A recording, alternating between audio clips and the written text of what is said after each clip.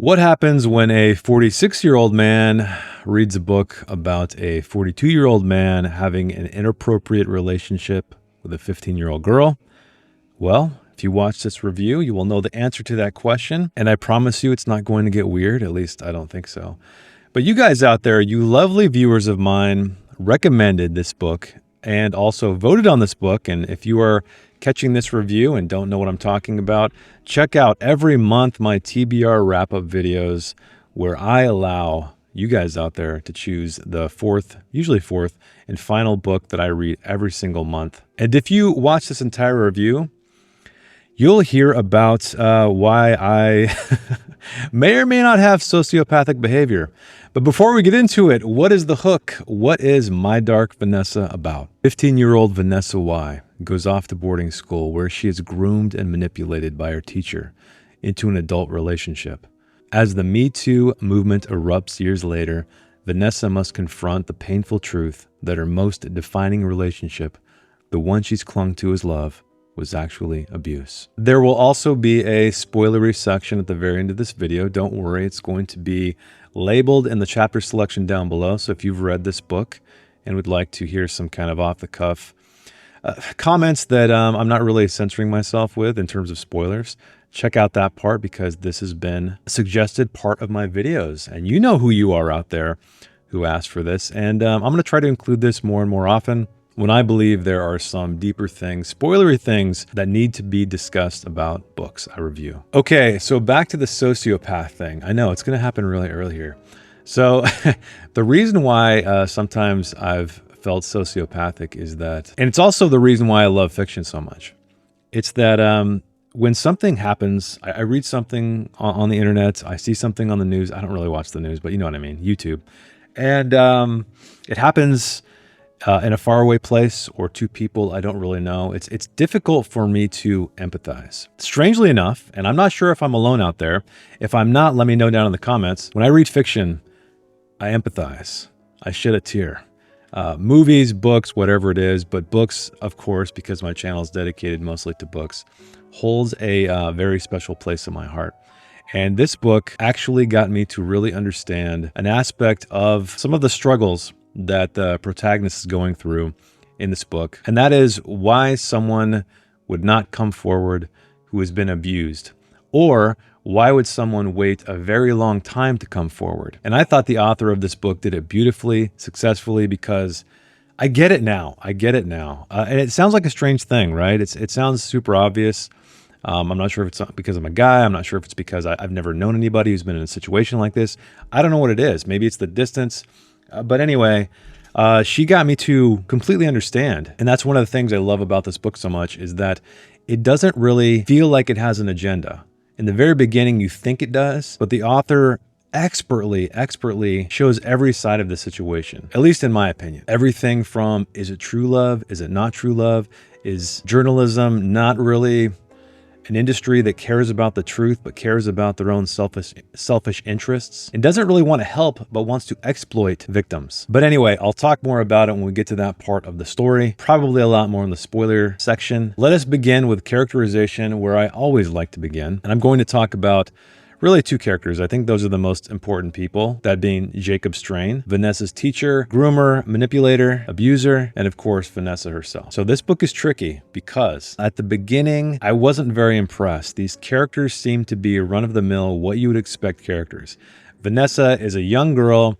She's too smart for her own good. She grew up too fast. She's basically an adult in a child's body, you might say. She's a fantastic writer. She loves literature. It seems like the exact kind of person who would find themselves in a situation like this. And Jacob Strain, he's a 42-year-old man. He's single. We don't know much about his past. And he has this kind of gentle way about him. A method of manipulation that is crystal clear. So as you can see at the very beginning of this book, I was disappointed.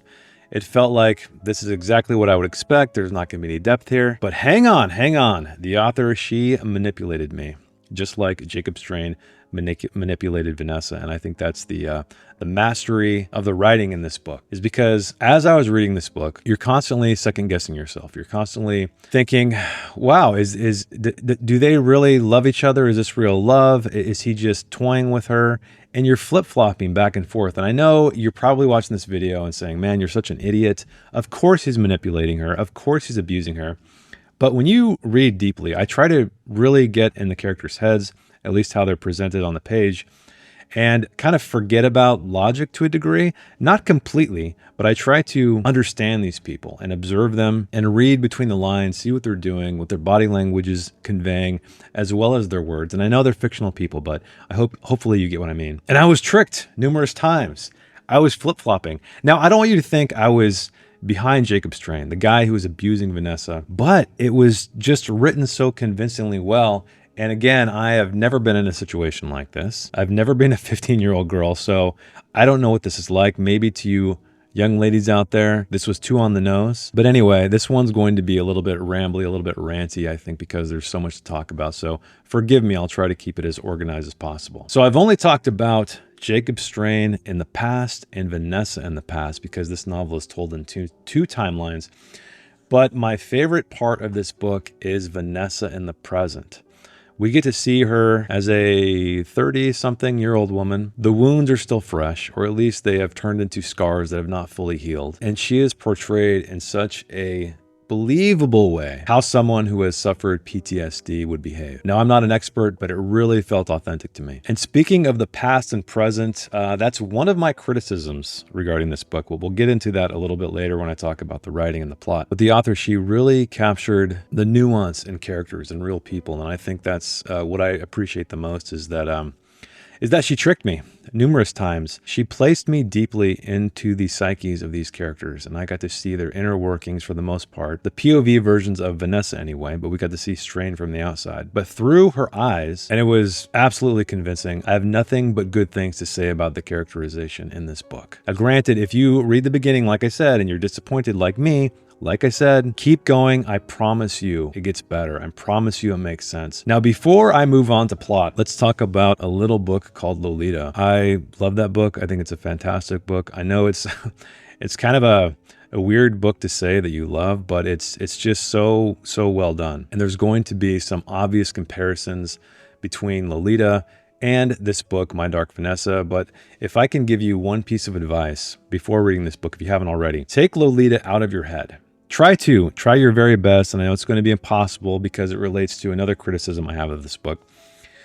But because it's not doing the same thing. It feels like the same thing on the surface, but it's not, because Lolita is in the head of the abuser. We see him trying to justify his actions. His victim is portrayed as a very immature woman. So that contrasts with this book as well, because Vanessa, as I mentioned, is a very mature young lady, whereas this book is strictly from the victim's POV. And it's more than that, though. It's not just flipping the switch on the narrative device. It's doing a multi-timeline approach. It's showing a longer time frame and much more. But anyway, which brings me to my criticism regarding Lolita, is that Lolita is in this book, okay? The book Lolita is in this book. And that gave me a bit of an eye roll. Now, it took me a little bit of time to come to terms with that it's not such a bad thing. I'm kind of torn on it. Part of me is like, really, did we need that at all? But then the other side of me knows that, or thinks that anyway, that the author, she knew what she was doing. She knew that she had a situation where she was inspired by a novel, a very famous novel, and was kind of doing her own spin on it. And so obviously everybody is going to roll their eyes and say, oh, this is just Lolita, but in reverse. And so part of me is thinking, playing devil's advocate, of course, because I haven't heard her mention it on any interviews or anything, is that she's like, well, I should just put it in here to recognize it, to show the readers that, yes, I know I'm inspired by Lolita, that this story is heavily influenced by Lolita. And so I'm just putting it out there in your face to show you that I know, so you know. Anyway, it's just a guess, but I think that was my best justification for the book being in it. There's another book by Nabokov in this as well. And you know, part of it, outside from the novel itself being Lolita, kind of puts a bit of a timestamp on it, which brings me to another issue I had with this book, and that is the Me Too movement. So now it's implied, of course, that this is kind of a reaction to that, a response to that, because in the present timeline, all of this stuff is going on. We basically hear about Harvey Weinstein and all of these women coming out and blaming these film directors or producers or actors. And there's one thing that kind of bothers me about putting a timestamp on a novel is that I love timeless novels. Now, of course, you're going to read a novel from, 40, 50 years ago, and it's not going to feel like it's modern necessarily. But because it's not mentioning modern movements, product placement, you guys know how I love product placement in books. Not that they're in this one, but it just gives me this like feeling of, oh, that was then. That was in this time in history, and it almost creates an inauthenticity for me. And I know that's a weird thing to say because they're using real events or real things or places or times. But yeah, I don't know a better way to articulate it in that it just degrades my experience a little bit. But I absolutely understand why the author did it, strictly because of timing. So just like Lolita, the novel, being in this book, I can understand how rather than dance around it and pretend like she doesn't realize she's commenting on it, she explicitly says it in the book. So yes, it's a criticism, both of those things for me. But on the other hand, I think I understand or have a guess as to why she would have done it. One other thing I think I should mention about characterization is the sexual content. So this is a bit of a criticism of mine as well, that we witness the first time that they are together sexually in a very explicit manner. At least it was for me. And so it was, of course, difficult to read something like that. And I understand the intention was probably to make it explicit, just to show the true pain that this young lady was going through. But for me, oftentimes there's so much more power in the implicit versus the explicit, but that's going to be up to you to decide. I just thought I would mention it in case you don't want to read any of that kind of content. It does exist in this book. I will say it's not that often, but when it does happen, it really happens to such a degree that I think it's going to make your stomach turn. Okay, on to plot. So as I mentioned, the plot is a dual timeline plot. We begin, I believe it's in 2017, that's the present day. And then large pieces of this novel are told in the past. And this is another criticism I have. Not because of the time jumps, but because of the voice that was chosen. But before I get into that, let me talk about how great the chapter 1 is. This is probably one of the best chapter 1s I've ever read because it's in the present. We don't open up in the past.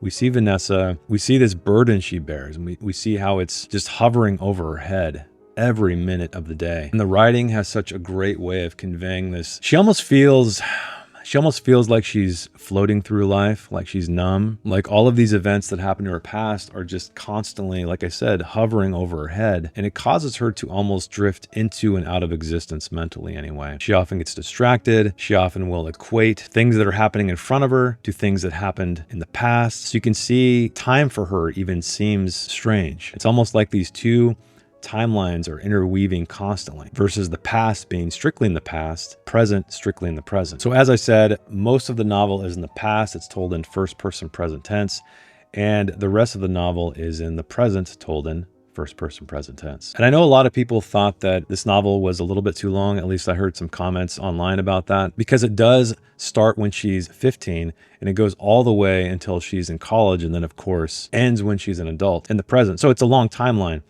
And I would say that I think probably the part that a lot of people were, I don't want to say frustrated with, but were kind of tired of is when she was in her 20s, right? Going to college, because then the relationship becomes legitimate, legal. I don't know what you want to call it, but she's no longer that Lolita, for lack of a better term. They can be together legally.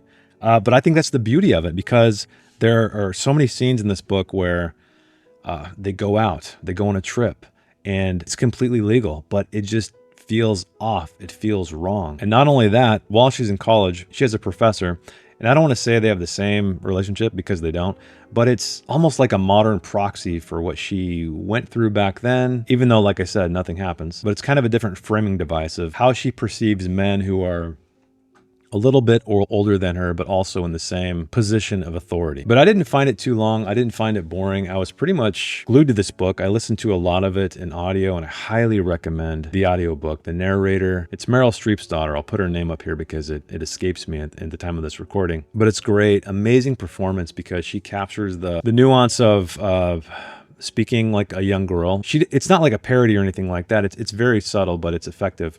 And you can hear, again, just this resigned and lost girl, woman, I should say, in the voice of Vanessa in the present. So I really enjoyed the plot. I had no issues with it. I never felt like anything was boring. If I have one complaint about it, though, it's that I loved the present day Vanessa so much more, her story, than the past. And I'll tell you about that right now because it's time to talk about the writing itself, or as I like to call it, the cinematography of the novel. So as I mentioned, first person, present tense, both in the past and in the present. I know it sounds weird, but so what that means is when we're in the past, we're experiencing these events in real time. We're not experiencing them through the lens of time, which is honestly, again, I'm torn. I'm torn with a lot of things in this book. There's a lot of things I love, and there's a lot of things that even the things that I have criticisms for, I can make an excuse for as to why it wasn't a bad decision. But let me explain why this kind of bugged me a little bit. It's because there's a book I reviewed on this channel that blew me away, completely blew me away, and that is We Need to Talk About Kevin by Lionel Shriver. And one of the reasons that book blew me away, if you want to check out the review, I'll put a card up above, is it's entirely told in first person past tense. So it's about this woman reflecting upon the past. And that gives you the unreliable narrator, because she's remembering through her POV. So in this, it's strictly in the present tense. So we don't have somebody looking back through their past, through a dirty lens, you might say, and wondering why they did certain things. Why didn't they do certain things? And so for me, I feel like this novel could have been even more powerful, at least in my opinion. And I could be completely wrong here, of course, because again, see, here I am back and forth. I didn't have a huge problem with what it was told, but that was the first thing that hit me is like, oh man, the past is told in present tense, meaning we don't get this hindsight effect, which I think is almost like a third form of characterization in the first person. Not third, second, I should say second, because we have the person now who's recounting all of this stuff and how whatever they've grown into, but then you have them looking back at themselves as a young person, remembering these events, and maybe judging themselves and wondering, like I said, why they did certain things or why didn't they do them. And this brings a lot of power because it is a lens through which revelation can happen, through which a deeper understanding can happen versus the events just playing out like a film. And I'm sure part of it is because I love the character of present Vanessa so much, but I can also see how it may have been too heavy and too much, too often to have that kind of brain or to be inside that kind of brain for the entirety of the novel. See what I mean? I'm waffling back and forth. Even when I criticize stuff, I make excuses for it, which I think honestly is the mark of a great book, because I can tell the writer, she probably thought of every single option and weighed the pros and cons before she actually wrote it. But okay, the writing itself outside of voice and POV, so it's really good. I felt like she captured a very intelligent young lady in the voice of young Vanessa and a very troubled, confused older woman in the case of present Vanessa. And that's a great thing too, is that she never really truly understands if she was abused or not, because even if you look at the setup of these two individuals from an objective standpoint, you never know. If you have to ask yourself, because this is brought up in the novel as well, is that an adult's brain doesn't fully develop until they're 25, and she brings this up when she's having therapy. But could this 15-year-old girl truly feel love? I mean, she was extremely mature, she was talented, well-read, and see, this is what I'm talking about. This was the genius of the writing in this book, is that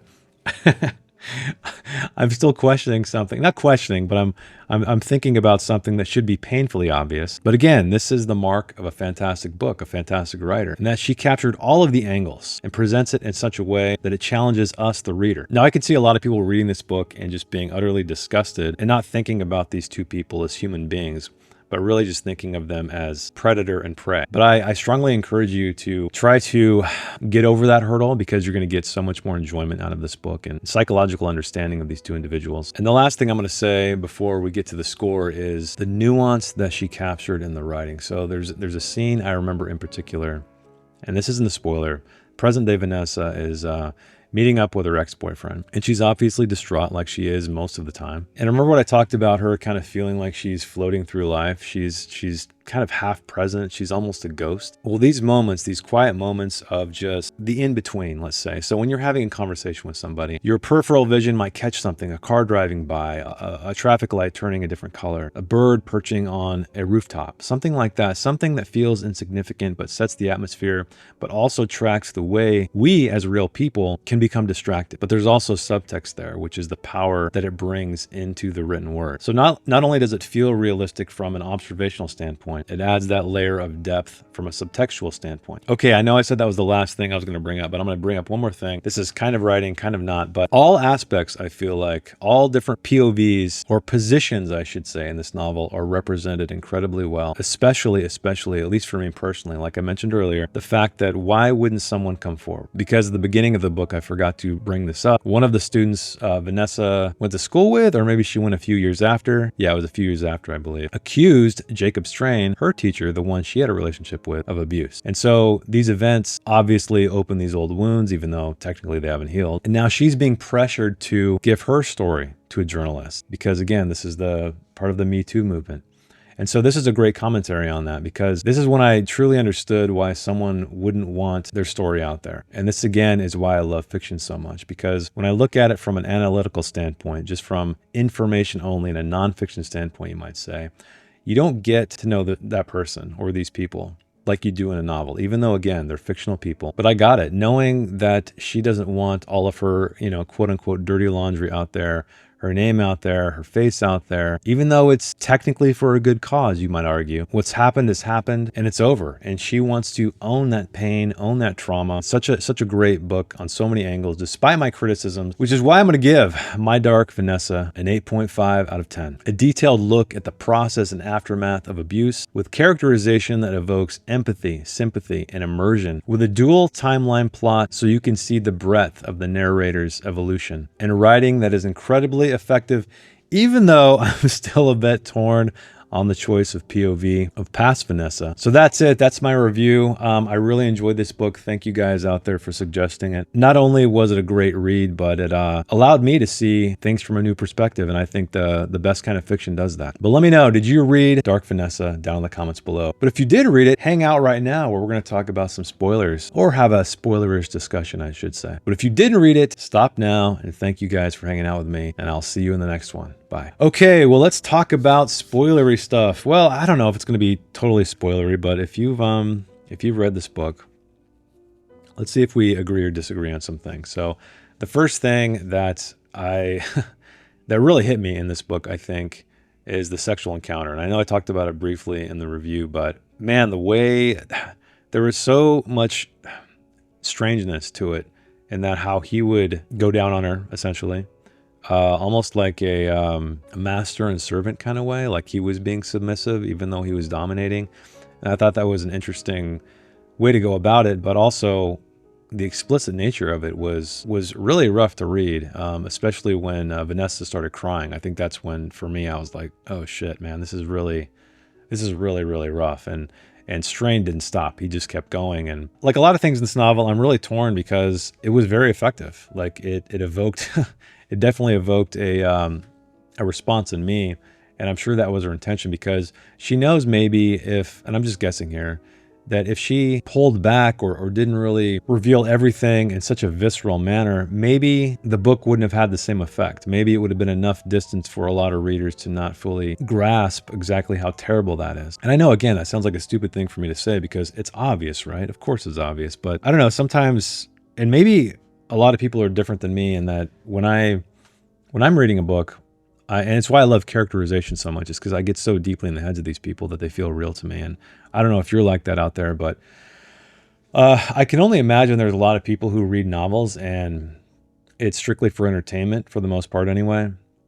And so there's always this distance with these characters versus real people. So they're never under the illusion that that these people exist. And of course, I know they don't exist, but I'm a very immersive reader, at least I like to be. And so that's why I really cling to the books that do such a great job in that regard. This one included, of course. So I don't know. Let me know down in the comments, and I don't know, do it in code or something. Well, I guess you don't have to do it in code, but just don't spoil it for anybody else. I'd love to hear how you felt about that scene, that first scene when he takes Vanessa back to his place, and well, you know what happens after that. And I guess I'll flash forward to the ending. And one of the things I really liked about the ending is how her story got out there, but like she didn't release it. She didn't give it up. It's still hers, even though she had that blog that the password expired on, and the journalist was able to get whatever the hell she wanted. So it was kind of, again, out there anyway, and she had no control over it. But she still had power over her own story, right? Regardless of what was written on that blog,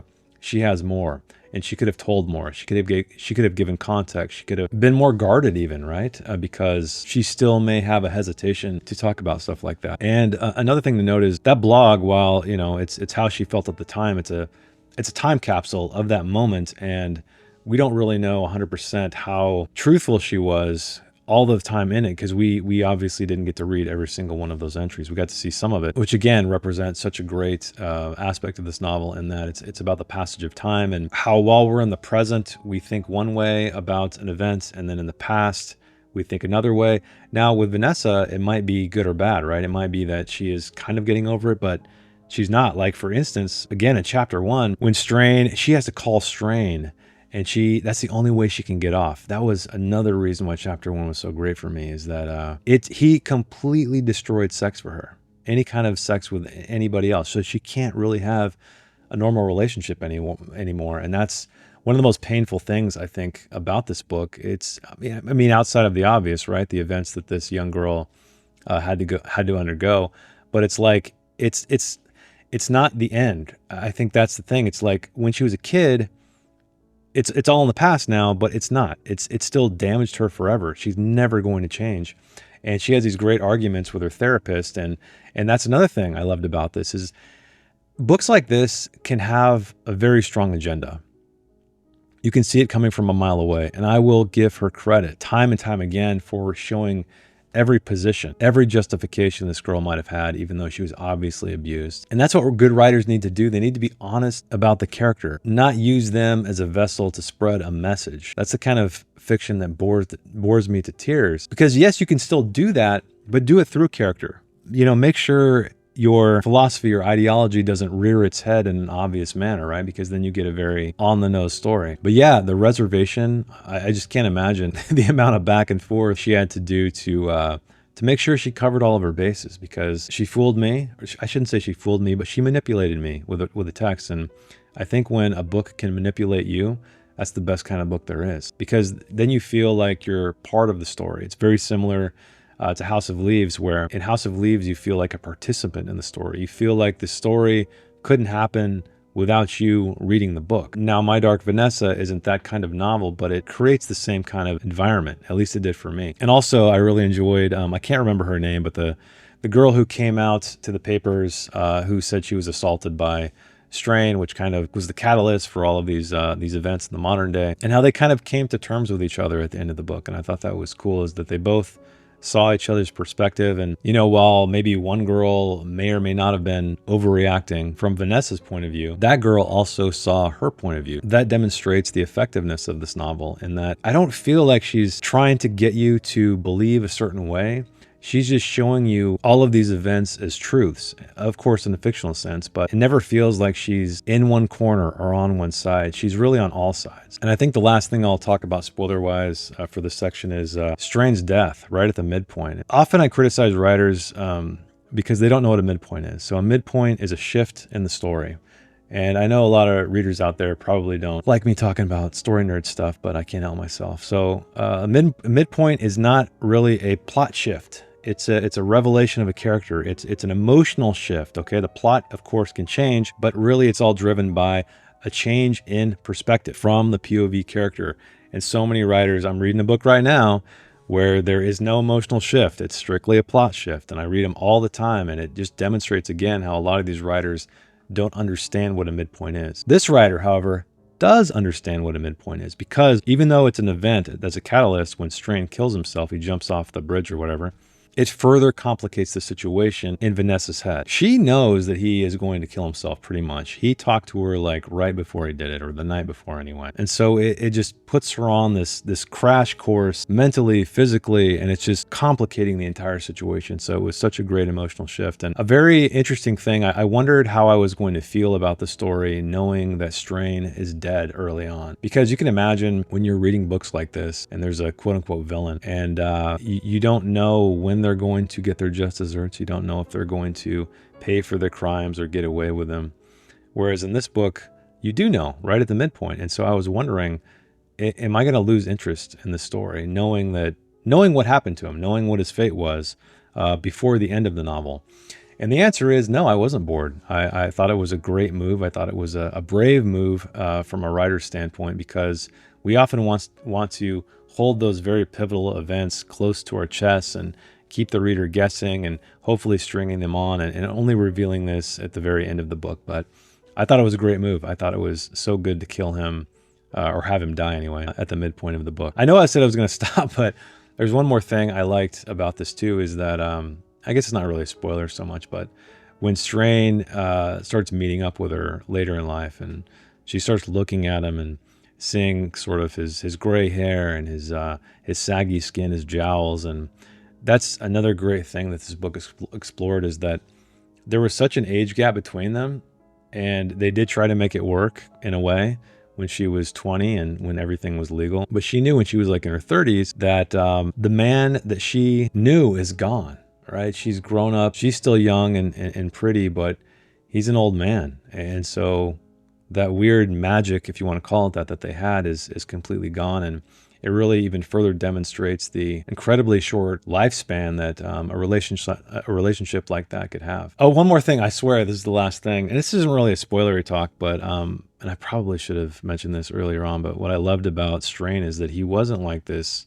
He was tall. He was like 6'4", but he wasn't this like ripped, handsome dude. He had kind of a belly. He had a big beard.